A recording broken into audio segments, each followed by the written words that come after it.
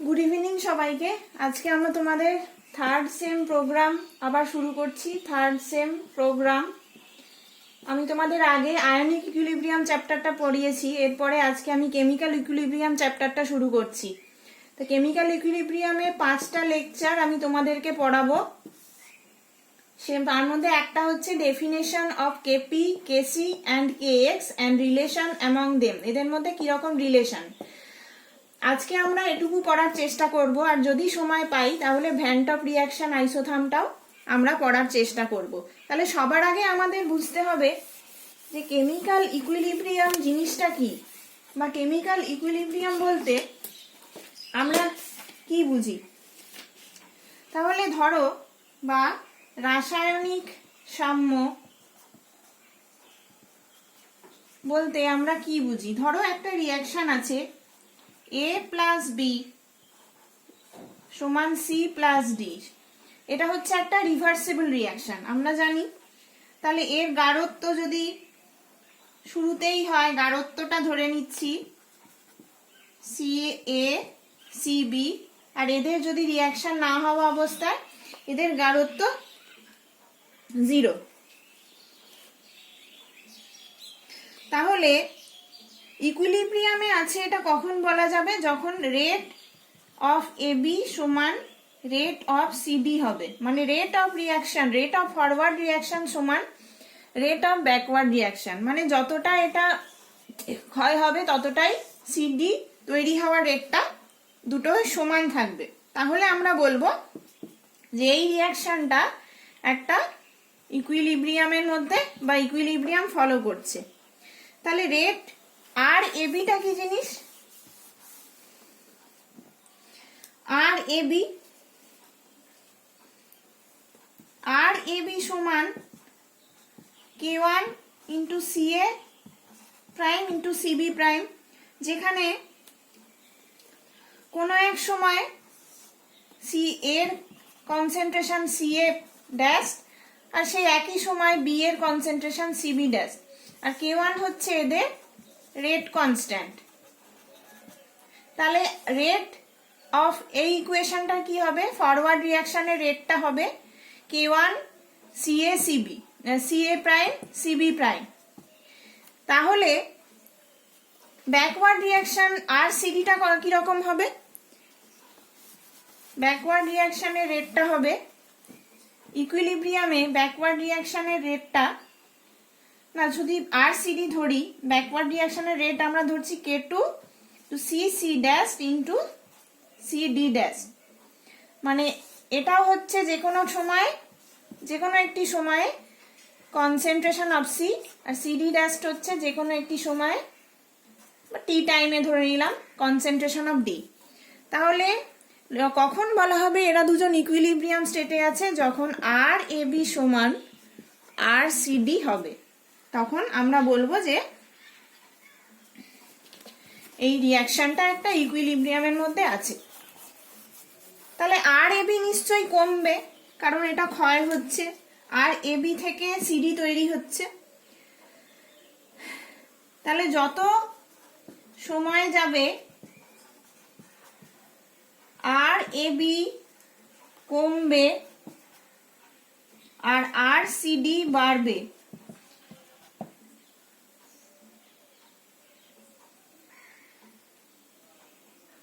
এবারে দুদিকের একটা সময় আসবে যখন দুদিকের গতির হার সমান হয়ে পড়বে,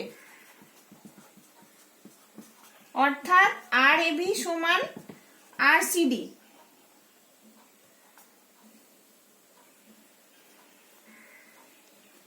এইটাকে আমরা বলছি রাসায়নিক সাম্য অবস্থা। এই জিনিসগুলো তোমাদেরকে অন্য স্যার ভালো করে পড়িয়ে দেবেন, বুঝিয়ে দেবেন, আমি শুধু রাসায়নিক সাম্য ব্যাপারটা বোঝানোর জন্য এটা বলে দিলাম। তো এখন আমি চলে যাব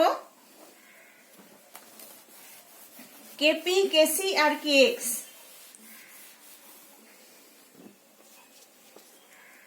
কেপি, কেসি, কেএক্স এইগুলোতে আজকে আমরা পড়ব।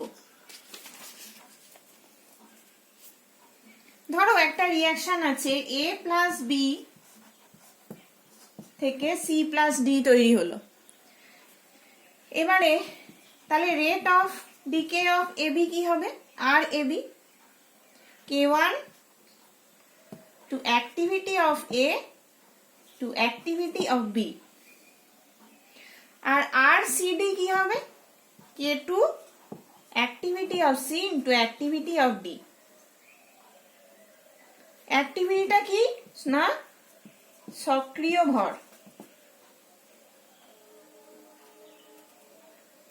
তাহলে কে এ সমান ইকুইলিব্রিয়াম কনস্ট্যান্ট যেটা K1 বাই K2 আমরা জানি, তাহলে এটা সমান activity of C to activity of D by activity of A into activity of B.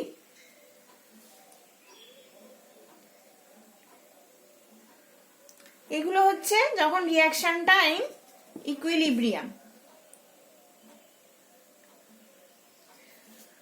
সক্রিয় ভরের প্রকাশিত সাম্য ধ্রুবক, এটা সাম্য ধ্রুবক কে। তাহলে নির্দিষ্ট তাপমাত্রায়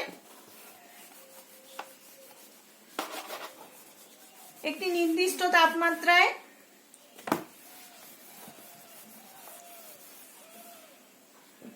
এই কে টাই হবে যথার্থ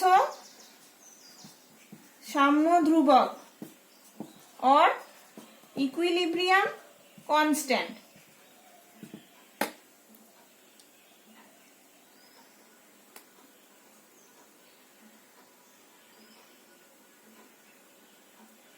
এবার যদি আমরা এই অ্যাক্টিভিটি গুলোকে কনসেন্ট্রেশনে প্রকাশিত করি, তাহলে আমরা কে এর জায়গায় কে এর পরিবর্তে বা কে এর পরিবর্তে আমরা কে সি লিখতে পারি। তাহলে কে সি সমান concentration of C into concentration of D by concentration of A into concentration of B. এটা হচ্ছে কে সি। তাহলে সি এ কনসেন্ট্রেশন অফ সি এরা কি না concentration of C, concentration of D, যে সমস্ত কনসেন্ট্রেশন অফ এ আর বি এদের হচ্ছে সাম্য অবস্থায় এদের গাঢ়ত্ব, সাম্য অবস্থায় মানে ইকুইলিব্রিয়াম স্টেজে এদের গাঢ়ত্বটা হচ্ছে এটা। তাহলে আদর্শ অবস্থায় কি হবে? সিস্টেমের আদর্শ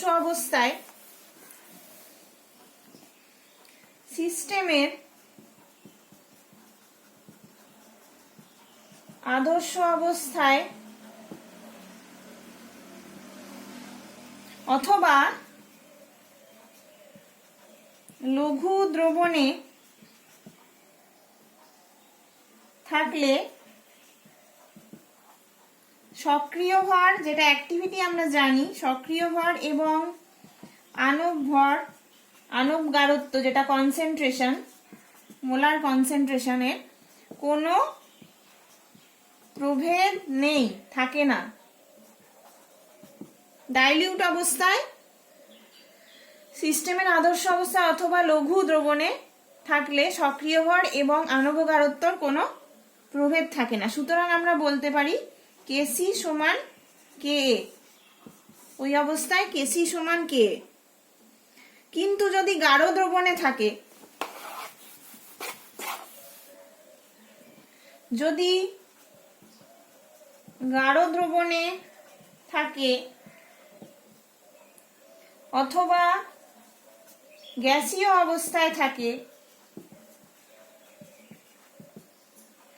উপাদানগুলো যদি গ্যাসীয় অবস্থায় থাকে, তাহলে কি হবে?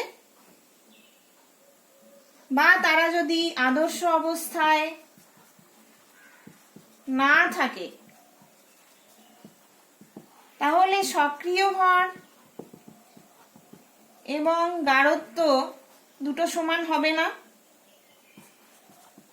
গাঢ়ত্ব সমান হয় না বা সমান হবে না। বিভিন্ন গাঢ়ত্বে সক্রিয় ভর বিভিন্ন গাঢ়ত্বে সক্রিয় ভর বিভিন্ন হবে। তাহলে এদের ভেতর সম্পর্কটা কিরকম হবে? যখন আদর্শ অবস্থায় থাকবে না তখন এদের ভেতর সম্পর্কটা অ্যাক্টিভিটি সমান এফ ইন্টু কনসেন্ট্রেশন বা এফ সমান এ বাই সি। তাহলে এফটা কি? এফ সমান সক্রিয় ভর গুণক और एक्टिविटी कोएफिशिएंट। एक्टिविटी कोएफिशिएंट তাহলে লঘু দ্রবণে কি হবে? লঘু দ্রবণে বা আদর্শ অবস্থায় এফ সমান 1, অ্যাক্টিভিটি কোএফিশিয়েন্ট সমান 1, অর্থাৎ এ সমান সি, অ্যাক্টিভিটি সমান কনসেন্ট্রেশন। কিন্তু যেখানে আদর্শ অবস্থায় থাকবে না বা লঘু দ্রবণে থাকবে না তখন কিন্তু এ নট ইকুয়াল টু সি। তখন বিভিন্ন দ্রবণে এফ এর মান F not equal to 1, F এর মান পরিবর্তন হবে। এবারে আমরা দেখলাম একটু আগে কে এ সমান activity of C into activity of D by activity of A into activity of B। এখানে আমরা K এর সমান ওই মানটা বসিয়ে দিতে পারি FC into AC, FD into AD by FA into activity of A into FB into activity of sorry এটা ভুল লিখছি, এটা কনসেন্ট্রেশন হবে F into C, FC into concentration of C to FC into concentration of D by FA into concentration of A into FB into concentration of B, concentration of B। তাহলে এবার এটাকে আমরা আলাদা করে লিখছি, কনসেন্ট্রেশন গুলো আলাদা করে আর কোএফিশিয়েন্ট গুলো আলাদা করে, FC, FD, FA, FB। তাহলে একটু আগে আমরা দেখলাম এটা হচ্ছে কেসি। তাহলে কে সমান আমরা কি লিখব? কে সমান KC to FC FD by FA FB. তাহলে আদর্শ সিস্টেমে কি দেখি আমরা? এফ সমান 1। তাহলে এখানে যদি সব আমরা 1 বসিয়ে দিই তাহলে কে এ সমান কেসি আমরা দেখতে পাচ্ছি হচ্ছে।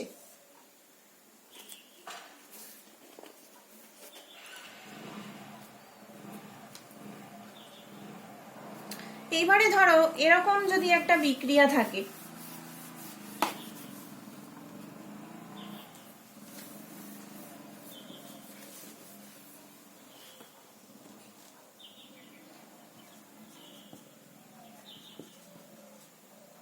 প্লাস সমান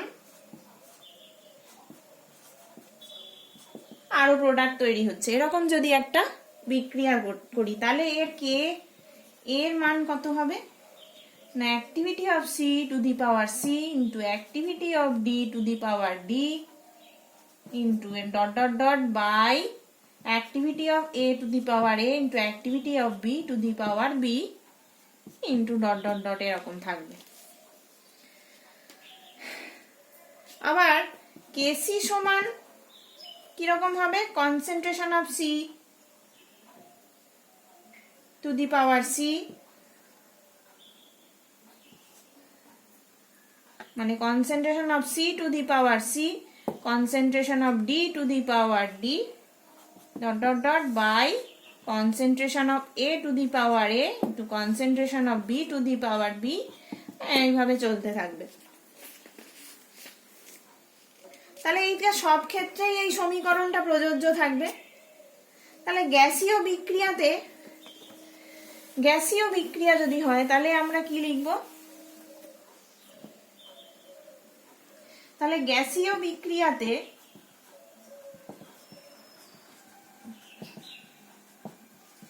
আমরা উপাদানগুলোকে গাঢ়ত্বে প্রকাশ করতে পারি না, গাঢ়ত্বে প্রকাশ করতে পারি না। তাদের অংশপ্রেষ পি আই হিসেবে প্রকাশ করি আমরা, বা পার্শিয়াল প্রেসার। তাহলে আদর্শ গ্যাস যদি ধরি, আদর্শ গ্যাস ধরা হলে পার্শিয়াল প্রেসার এ সমান concentration of A R T,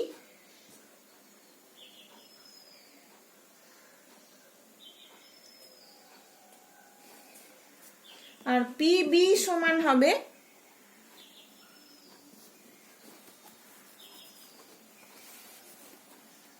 PA সমান সিএ আর টি, আর পিবি সমান CB R T, concentration of B into R T, concentration of A to R T. তাহলে কেসিটা কিরকম দেখতে হবে গ্যাসীয় বিক্রিয়ার ক্ষেত্রে? না, কেসি তখন হবে concentration of C to the power C into concentration of D to the power D by concentration of A to the power A into concentration of B to the power B.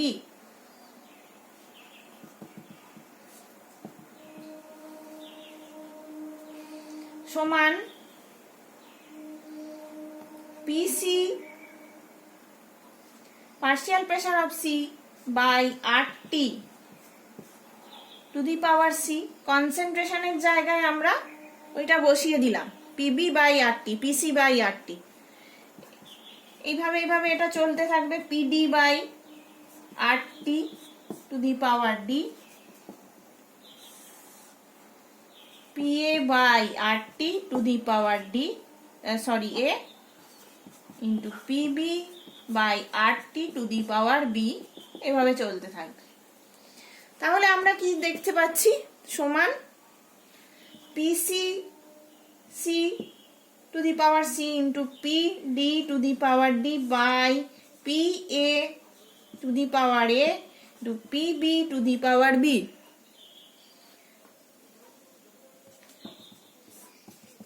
এভাবে চলতে থাকছে। Into RT, আরটিতে এগুলো সব যোগ হয়ে যাচ্ছে, a plus b plus c, a plus b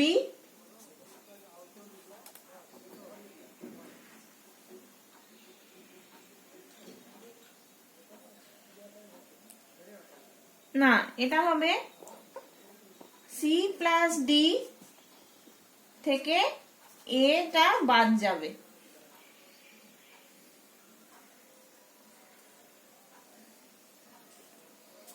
তাহলে KP দ্বারা কি নির্দেশ করা যাবে?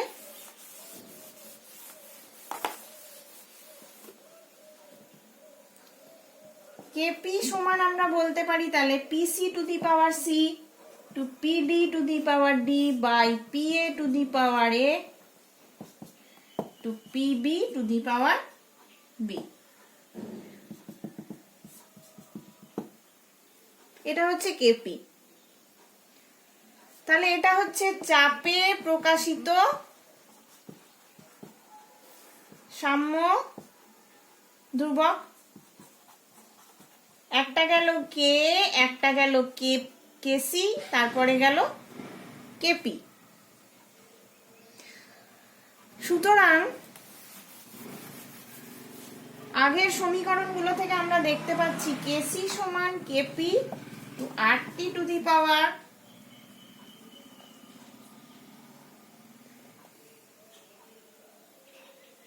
Delta N. ডেল্টা এন সমান কি? C plus D plus dot dot থেকে নিচের গুলো এ প্লাস বি, এটা বাদ দেব, মানে প্রোডাক্টের যে পাওয়ার গুলো তার থেকে রিঅ্যাক্ট্যান্টের পাওয়ার গুলো বাদ দিয়ে আমরা ডেল্টা এনটা পাচ্ছি।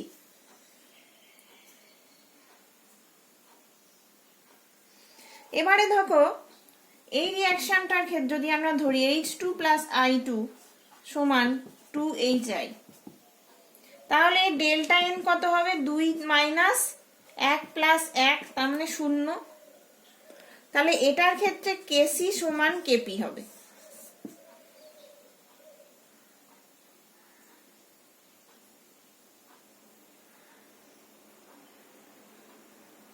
তাহলে আর একটা রিয়াকশনের ক্ষেত্রে দেখো N2 + 3H2, এই রিয়াকশনটার ক্ষেত্রে কি হবে? ডেল্টা এন সমান 2 থেকে 3 + 1, 2 - 3 + 1 মানে 2 - 4, ডেল্টা এন সমান -2। আবার এই রিয়াকশনটার ক্ষেত্রে দেখো PCl5 থেকে PCl3 + Cl, তাহলে ডেল্টা এন কি হবে? 1 + 1 - 1, তার মানে ডেল্টা এন সমান 1।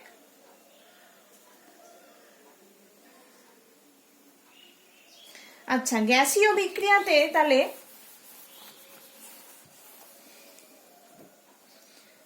গ্যাসীয় বিক্রিয়াতে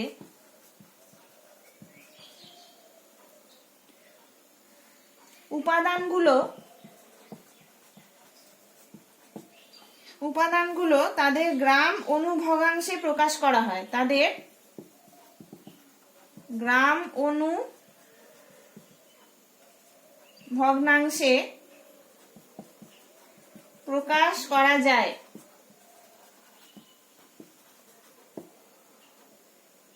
যদি সিস্টেমের সমবেত চাপ, সিস্টেমের চাপ যদি P হয়, তাহলে উপাদানগুলোর অংশপ্রেস কত হবে? অংশপ্রেস যা বা partial pressure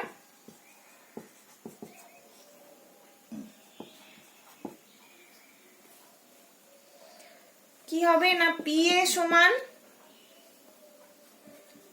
NA × P total pressure, PB সমান হবে NB × P, এরম করে চলতে থাকবে।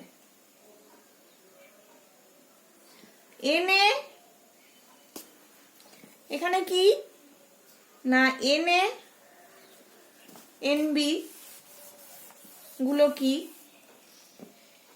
NA NB NC এগুলো হচ্ছে বিভিন্ন উপাদানের গ্রাম অণু ভগ্নাংশ। গ্রাম অণু ভগ্নাংশ, তাহলে কেপি আর কেসিটা আমরা জানি।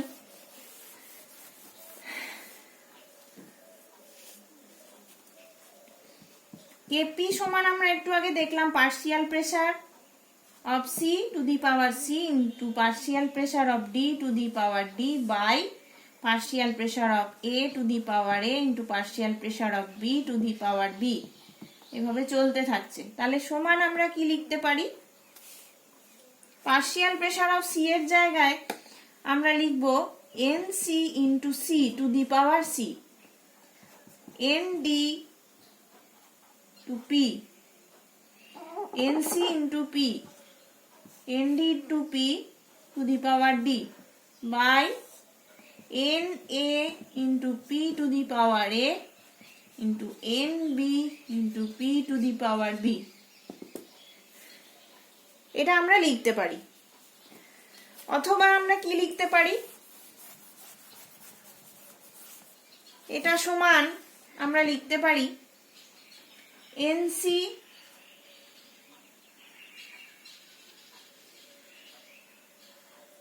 × C into ND⁻D by NA⁻A into NB⁻B, আর একটা কমন লিখতে পারি C + D - A + B, যেমন আমরা আগের বার লিখলাম। তাহলে এই গ্রাম অণু ভগ্নাংশ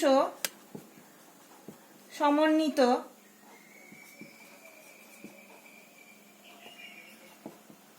ভগ্ন রাশিকে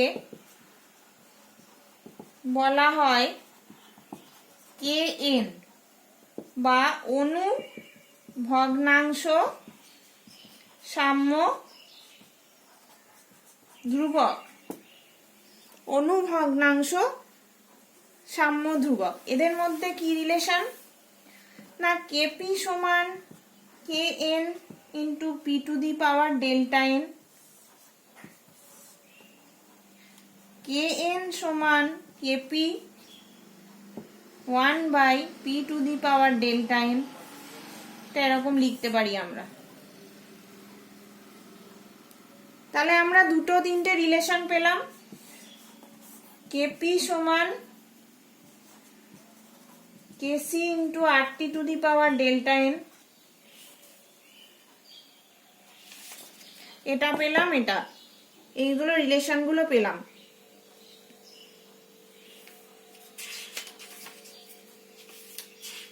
এবার আজকে আমরা চলে যাব ভ্যান টপ আইসোথার্ম।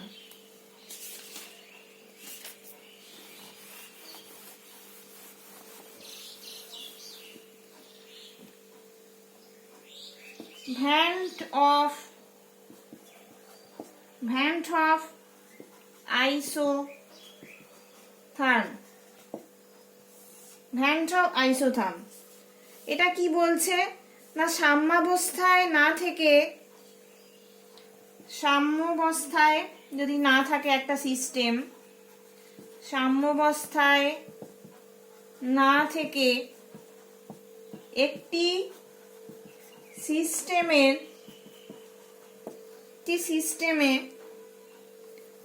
উপাদানগুলো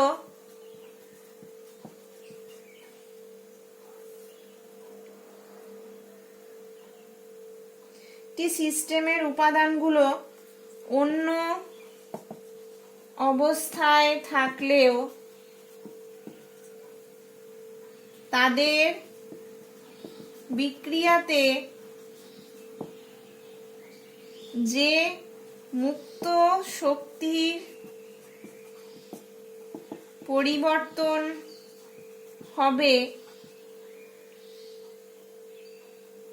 তাও পাওয়া যায়।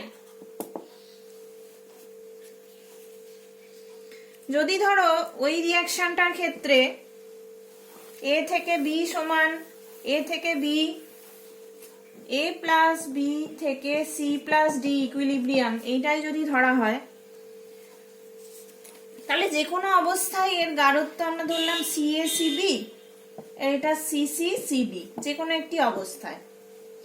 তাহলে নির্দিষ্ট তাপমাত্রা T কেলভিনে এদের এরকম কনসেন্ট্রেশন আছে। এখন যদি 1 গ্রাম অণু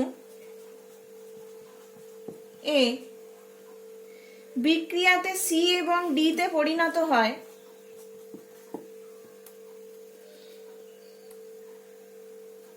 বা সেই একই পরিমাণ B হ্রাস পেয়ে কি হবে, হ্রাস পাবে এবং C এবং D উৎপন্ন করবে, C প্লাস D উৎপন্ন করবে। তাহলে এই বিক্রিয়ার ফলে মুক্ত শক্তির কি পরিবর্তন হবে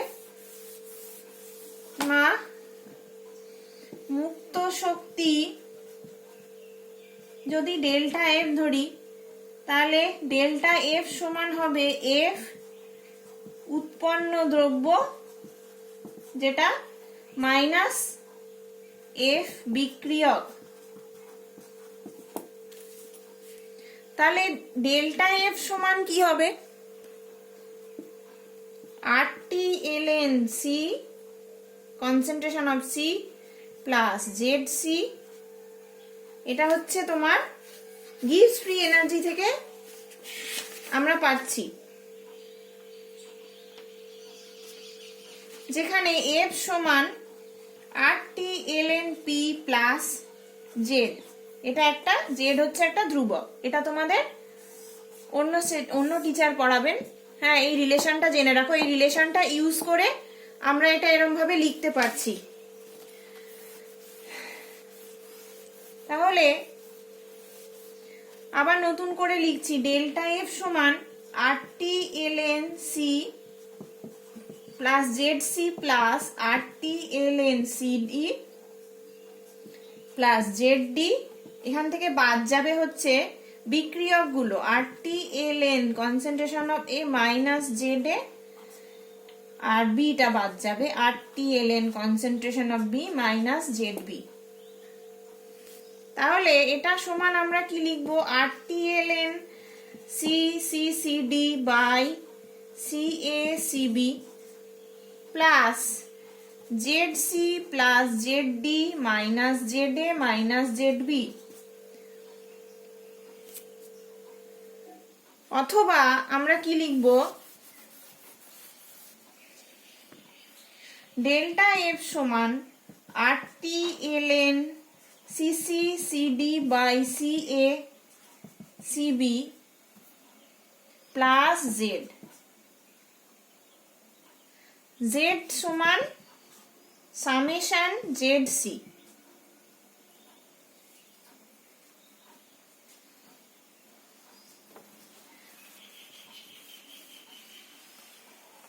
বা সামেশন জেড, জেড এর সবকটা মান, মানে যেটা জেড আমরা অ্যাড করে পেলাম বিয়োগ করে পেলাম সেইটাই হচ্ছে জেড, আমরা একটাই ধ্রুবক ধরছি।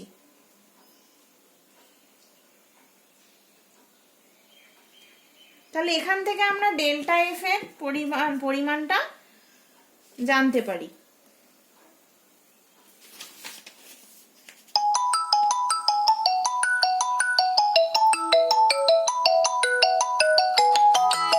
আজকে এইটুকুই থাকলো।